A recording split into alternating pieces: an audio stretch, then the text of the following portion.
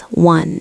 In the beginning, before any star was shining, before the universe had shape or direction, there was only the deep silence of nothingness. And into that silence God spoke, releasing the first spark of existence as he created the heavens and the earth.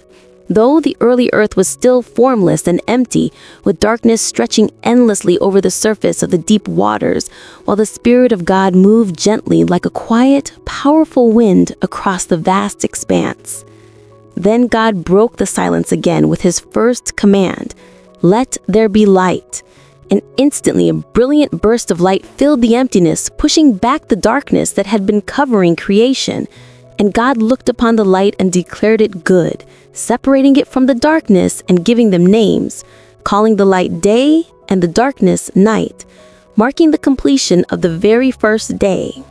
On the second day, God shaped the chaos further by creating a great dome in the middle of the waters, a vast arching sky that separated the waters below from the waters above, forming the atmosphere in the heavens that would one day hold clouds, winds, storms, and the breath of life. On the third day, God gathered the waters under the sky into one place so dry land could rise from beneath them, forming continents, mountains, valleys, and islands. And he called the dry land earth and the gathered waters sea, again seeing that what he created was good. But God was not done with the third day, for he next commanded the earth itself to bring forth vegetation, grass that would spread across plains, plants that would rise from the soil and produce seeds, and fruit trees of every kind that would carry fruit with seeds inside them, allowing each plant to reproduce according to its own kind. And the earth obeyed, bursting with green life as forests, meadows, vines, and fields sprang into existence, filling creation with color, fragrance, and growth. On the fourth day, God turned his attention to the heavens above, creating lights in the sky to separate day from night and to mark the sacred rhythms of time, seasons, months, and years. And he made the greater light, the sun, to rule over the day with warmth and brightness, while the lesser light, the moon, was placed to rule over the night, softly guiding the darkness. And he scattered countless stars across the vast canvas of the sky, each one burning with its own purpose, beauty, and place in creation.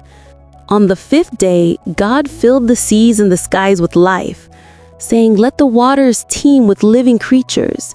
And suddenly, oceans swarmed with fish, massive sea creatures, and tiny shimmering swimmers, while birds of every size and form took flight beneath the dome of the sky. Eagles soaring high, small birds fluttering among branches, and great winged creatures gliding over the waters. And God blessed them, saying, "Be fruitful and multiply. Fill the seas and let the birds multiply on the earth." On the sixth day, God commanded the land to bring forth living creatures of every kind, mighty beasts that roamed through forests, gentle animals that grazed in fields, crawling things that moved along the ground, fierce predators, loyal companions, and all the diverse and magnificent forms of life that would fill the earth. And God saw that every creature he made was good. But God saved the most important act of creation for last. For then he said, "Let us make humans in our image, after our likeness," giving them a unique place in creation, not just as living beings, but as reflections of God's own nature, with the ability to think, choose, love, create, and care for the world. So God created humankind in his own image, male and female, blessing them with dignity and purpose, giving them authority over the fish of the sea, the birds of the air, the animals on the land, and everything that crawls upon the earth. And God instructed them to be fruitful, multiply, fill the earth, and care for it responsibly as stewards of his creation.